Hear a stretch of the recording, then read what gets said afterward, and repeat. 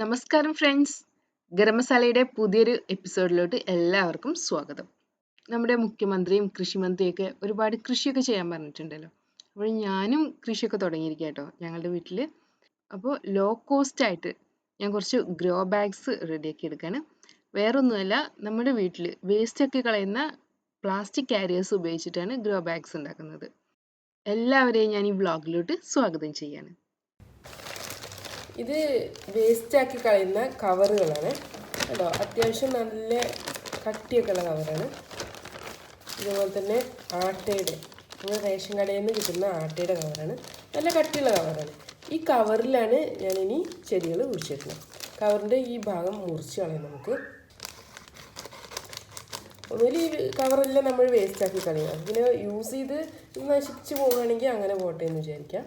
ഇനി ഇതിൻ്റെ അകത്ത് നടിയിൽ മിശ്രിതം വയ്ക്കാൻ വേണ്ടേ. ചെറിയ ചെറിയ ഹോൾസ് 2-3 ഇടാം കേട്ടോ. ഒരു കവറിൽ ഒരു ചെടി അത്ര മതി, ഒരുപാടൊന്നും വയ്ക്കാൻ പറ്റില്ല. മുകൾ ഭാഗം ഒന്ന് മടക്കിയതിന് ശേഷം ഇതിൻ്റെ അകത്ത് ഞാൻ ആദ്യം കുറച്ച് ചപ്പൊക്കെ വയ്ക്കുന്നുണ്ട്. അതിനുശേഷം നമുക്ക് മണ്ണ് നിറയ്ക്കാം, പിന്നെ നമുക്ക് ചെടി നടാം. ഇതാണ്. ഈ കവറൊന്നും മുറിക്കേണ്ട ആവശ്യമില്ല. ഓൾറെഡി അടിഭാഗമൊക്കെ ഫിക്സ് ചെയ്തിട്ടുണ്ട്, മുകൾ ഭാഗം മുറിച്ച് മാറ്റിയിട്ടുണ്ട്. ഇത് ജസ്റ്റ് മടക്കി വെച്ചാൽ മതി. ഇങ്ങനെ ഓരോ കവറുമായിട്ട് നമുക്ക് റെഡിയാക്കി എടുക്കാം. തക്കാളി തൈകളാണിത്. ഈ തക്കാളി തൈകളാണ് ഞാൻ നേരത്തെ റെഡിയാക്കി വെച്ചിട്ടുള്ള എന്താ പറയുക കവറിലോട്ട് മാറ്റുന്നത്. ഇത് നമുക്ക് വേരോടുകൂടെ തന്നെ പറിച്ചെടുക്കണം. ഇങ്ങനെ പറിച്ച് നട്ട തക്കാളി തൈയാണിത്. ഇത് ഗ്രോ ബാഗിൽ തന്നെയാണ്. ഇതുപോലെ ഞാൻ കവറിൽ നട്ടിട്ടുള്ള ജമന്തിയാണ് കേട്ടോ. ഇത് ജമന്തി ചെറിയൊരു തൈയായിരുന്നു, ഇപ്പോൾ ഇത്രയും വലുതായി വന്നു. ഇത് നമ്മുടെ വാഷിംഗ് പൗഡറിൻ്റെ കവറാണ്, അതിൽ നട്ടത്. ഇവിടെ ഞാൻ ഒന്ന് നട്ടായിരുന്നു ചെടി, പക്ഷേ അത് ഉണങ്ങിപ്പോയി. എല്ലാ കവറിൻ്റെ അടിയിൽ ഞാൻ ചപ്പ് നിറച്ചിട്ടുണ്ട്. അതിൻ്റെ മുകളിലായിട്ട് മണ്ണും വെണ്ണൂറും കൂടെ മിക്സ് ചെയ്തിട്ടാട്ടോ ചേർത്തിട്ടുള്ളത്. ഒരു കവറിൻ്റെ പകുതി ഭാഗത്തോളം നിറച്ചിട്ടുള്ളൂ. ഇനി ഈ ചെടികളൊക്കെ വളർന്നു വരുന്നതിനനുസരിച്ചിട്ട് പിന്നീട് വളവും മണ്ണൊക്കെ ചേർത്ത് കൊടുക്കുക ചെയ്യാറ്. ഇതിലോട്ട് നമുക്ക് ചെടി മാറ്റി നടാം. നമ്മുടെ സാമ്പാർ ചീരയാണ് ഉള്ളത്. ഇവിടെയൊക്കെ നിറയെ സാമ്പാർ ചീരകൾ ഉണ്ടായിട്ടുണ്ട്. ഇവിടെ ഒരു ദിവസത്തിന് അത്യാവശ്യം കറിയോ അല്ലെങ്കിൽ തോരൻ വയ്ക്കാനൊക്കെ ഇവിടുന്ന് തന്നെ കിട്ടും. ഞങ്ങളുടെ കിച്ചൺ ഗാർഡനിൽ നിന്ന് തന്നെ കിട്ടും. ഇതിന് മുൻപ് ഞാൻ കിച്ചൺ ഗാർഡൻ്റെ ഒരു വീഡിയോ ഇട്ടായിരുന്നു. അന്ന് ഒരുപാട് ഐറ്റംസ് ഒക്കെ ഉണ്ടായിരുന്നു. ആ വീഡിയോ കണ്ടാൽ ഒരു പോസിറ്റീവ് എനർജി കിട്ടുക. ഒന്ന് കണ്ടു നോക്കുക. വഴുതന മുളപ്പിച്ചെടുത്തതാണ്. ഞാൻ ഇതിന് 1-2 തൈ പറിച്ചെടുക്കുന്നത്. അതുപോലെ തന്നെ ഞാൻ നേരത്തെ തക്കാളി തൈ കാണിച്ചില്ലേ, അതുമാണ് ഞാൻ നടാൻ പോകുന്നത്. നല്ല തൈകൾ തന്നെ നോക്കിയിട്ട് പറിച്ചെടുക്കാം. നമുക്ക് വേരോടുകൂടി തന്നെയാണ് പറിച്ചെടുക്കുന്നത്. ഒരെണ്ണം എടുത്ത് ഇതിപ്പോൾ 2 ഉണ്ട് കേട്ടോ. ഇതിൽ തക്കാളിയുടെയും വഴുതനയുടെയും ഒക്കെ തൈ ഞാൻ നട്ടിരിക്കുകയാണ് നമ്മുടെ ചെറിയ ചെറിയ പ്ലാസ്റ്റിക് കവറുകളിൽ. ഓൺലൈനിൽ നിന്ന് പർച്ചേസ് ചെയ്ത പമ്പേഴ്സാണ്. നല്ല കവർ തന്നെ കണ്ടില്ലേ. ഈ കവറ് നമുക്ക് ചെടികൾ പ്ലാന്റ് ചെയ്യാൻ വേണ്ടിയിട്ട് ഉപയോഗിക്കാം. അപ്പോൾ ഈ കവറ് വൃത്തിയായിട്ട് തന്നെ നമുക്ക് മുറിച്ചെടുക്കണം.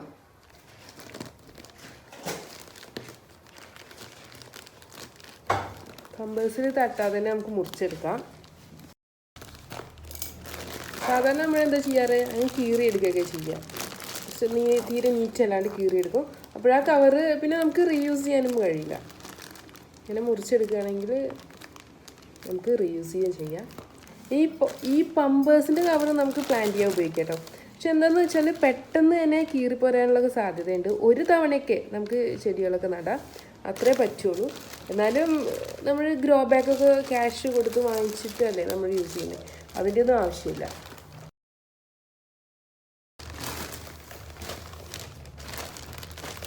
ഈ കവറാണ് ഞാൻ പ്ലാന്റ് ചെയ്യാൻ വേണ്ടിയിട്ട് ഉപയോഗിക്കുന്നത്. നന്നായിട്ട് മുകൾ ഭാഗം മടക്കി വെക്കാം. നമുക്ക് അകത്തോട്ട് നല്ല നീറ്റായിട്ട് തന്നെ മടക്കി വെക്കണം. അപ്പോൾ കുറച്ച് ബലമൊക്കെ ഉണ്ടാവും നമ്മുടെ ബാഗ്. ഇത്രയും നല്ല സ്പേസ് ഉള്ള ഒരു തന്നെ കിട്ടിയിട്ടുണ്ട്. ഇനി ഇതിൻ്റെ അകത്ത് വേണം മണ്ണ് നിറച്ചിട്ട് നമുക്ക് ചെടി കുഴിച്ചിടാൻ വേണ്ടിയിട്ട്. ഇതിൻ്റെ സൈഡിലൂടെയൊക്കെ ഓൾറെഡി സെല്ലോ ടാപ്പ് ഒട്ടിച്ചിട്ടുണ്ട് കേട്ടോ. അപ്പോഴും ഒന്നും കൂടെ ബലണ്ടായിരിക്കും. നമുക്ക് നമ്മുടെ ഒരു ഗ്രോ ബാഗ് റെഡി ആയിട്ടുണ്ട്. ഇത് ഞാൻ ആമസോണിൽ നിന്ന് പർച്ചേസ് ചെയ്തപ്പോൾ കിട്ടിയതായിരുന്നു. ഞാൻ ഇങ്ങനൊരു വീഡിയോ പ്ലാൻ ചെയ്തിരുന്നില്ല, അതുകൊണ്ട് തന്നെ അങ്ങ് കീറിയെടുത്തതാണ്. പിന്നെ പെട്ടെന്ന് ഓർമ്മ വന്നേ, അപ്പോഴേക്കും കീറിപ്പോയി. അല്ലെങ്കിൽ ഈ സൈഡ് കട്ട് ചെയ്യുകയാണെങ്കിൽ നമുക്ക് നല്ല നീളത്തിലുള്ള ഗ്രോ ബാഗ് തന്നെ കിട്ടുമായിരുന്നു.